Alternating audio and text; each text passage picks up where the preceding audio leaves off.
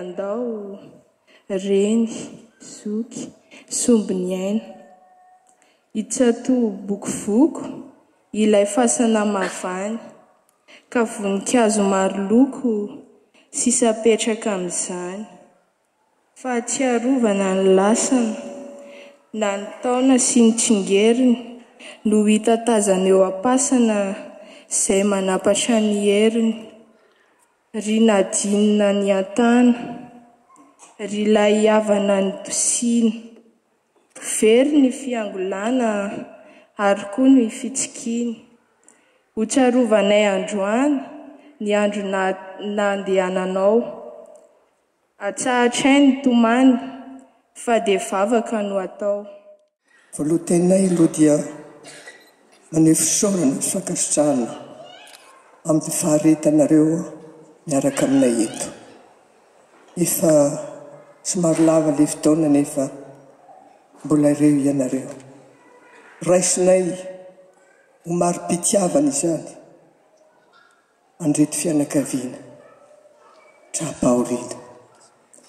Raisinay ho fampahirezana izany aitrakana fa tsy lovika na mahafiazany adi-piainana. Andriamatoa Ramatoa-Minisitra isany tompoko lahy sy tompoko vavy manakaja voretona. Ry fikambanana maro be miaraka tamin'ny zanakay, miara-dia tamin'ny Nadine, zoky olona, talonga, nivotsy. Zava-niseho izany. Ry havana mantsakaiza, tompoko lahy sy tompoko vavy, mijoreto ny tenanay, tsy iza fa reny mpianakaviana, reny niteraka ny Nadine. Tsy miafina aminareo fa mbola vonton'alahelo sy feno ranomaso, na dia efa herintaona aza no nisarahana tsy vidiny. Ny voalohan-teninay dia mazava loatra fa fisaorana, fankasitrahana anareo tonga miaraka aminay eto amin'izao andro Talata 20 Aogositra, andro ny mba nanamarika nalasana ilay zanakay mahery fo tia tanindrazana be fitiavana amin'ny firenena. Voalohanteny ho izay dia fisaorana. Izy aloha nisaorantsika voalohany dia Andriamanitra Retsidoro, Andriamanitra ilay nahary. Izy no nanome ary izy koa mbola naka. Misaotra azy tsika na dia vonton'alahelo aza satria fantan'izay atao. Fantatray fa matoantsika eto dia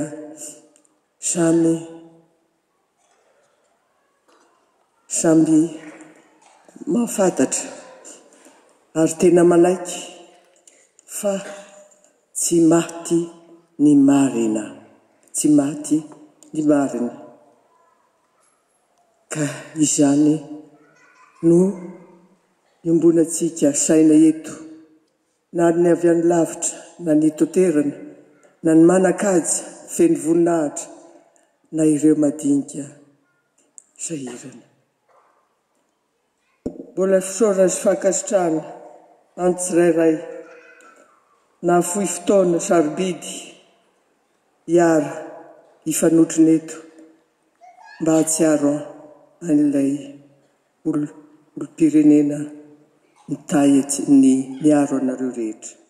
Kazany fanakianana nametrahana azy teo, nabetsaka raha ny hevi-diso nametrahana azy teo dia tsapatsika fa manohy ny asan'ny havana izy, tsy miafiny zany koa raiso ramatoa minisitra ny fisaoranay.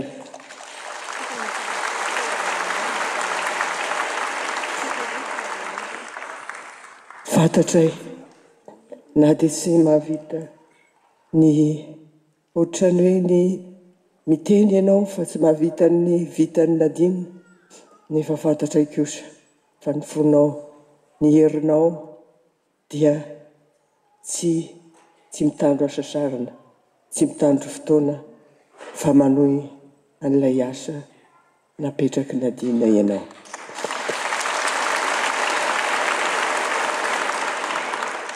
Eny, na dia avanara dia afaka ampanetretena no irehanay fa tsy maty Nadine, fa satria ao ny havana manarina ny zavatra vitany.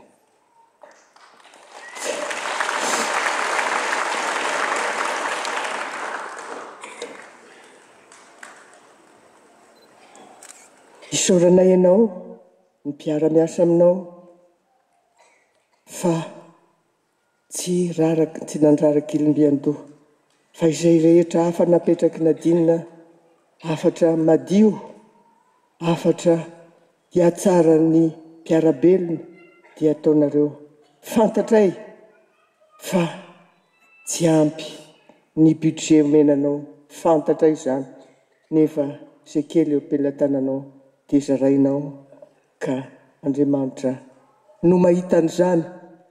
Izay fianakaviana dia tsy haiangina fa izany no marina tompoko lahy sy tompoko vavy.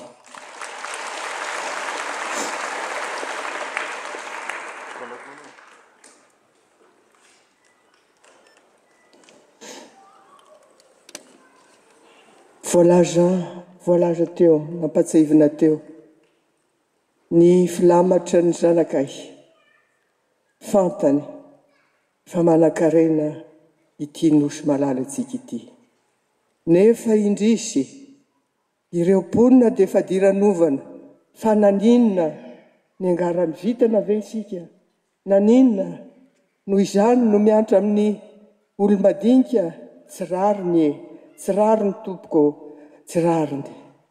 Ka izany no tidianay anareo mpitondra, enoy ny fitaraina an'ireo madinika ireo, tsy fidina azy ny mahantra. Ny arenantsika tsy ampahantranao olay hira. Manome anay toky mba hitondra ny filamatra izay netiny amin'ny voninahitra sy amin'ny mpitiavana, ka ho tanteraka ka tsy ho mahantra ity Madagasikara ity, fa hitondra avo ny aja mamboninahitra. Mampalelo dia mampalelo an'ny fianakaviana ny maheno eran-tany, fa ankalazaina fa Madagasikara dia anisan'ny tany mahantra. Tsia, nahoana no fitana ohatran'izany? Nahoana no fitana ohatran'izany ny mponina? Nahoana no fitana ohatran'izany ny firenena? Satria misy mahazo tombontsoa amin'ny filazana fa mahantra ny Malagasy. Arena, tsy tapesipesena ambanin'io tany io, any an-dranomasina, iarahantsika mahita ny volamena aman-taonina mivoaka tsy aradrariny, izay azo hanomezana anjara masoandrony andreto mahantra fadiranova.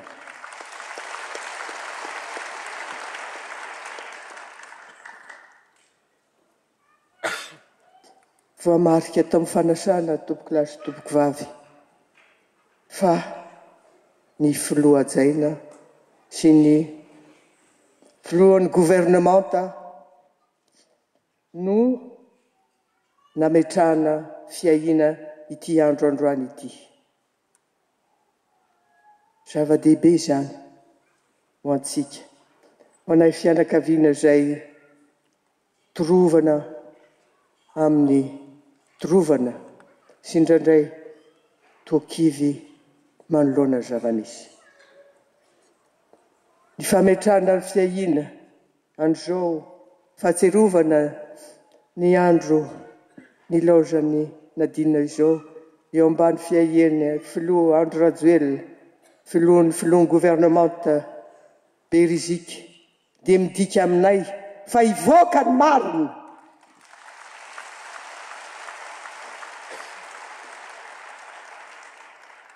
Eny, ny fikambanana teo dia mitaky an'izany. Fantatsika mivoaka amin'ny ainao manjery fa mbola manjavozavona ny marina. Fantatsika fa tsy accident na fatin'ny Nadine.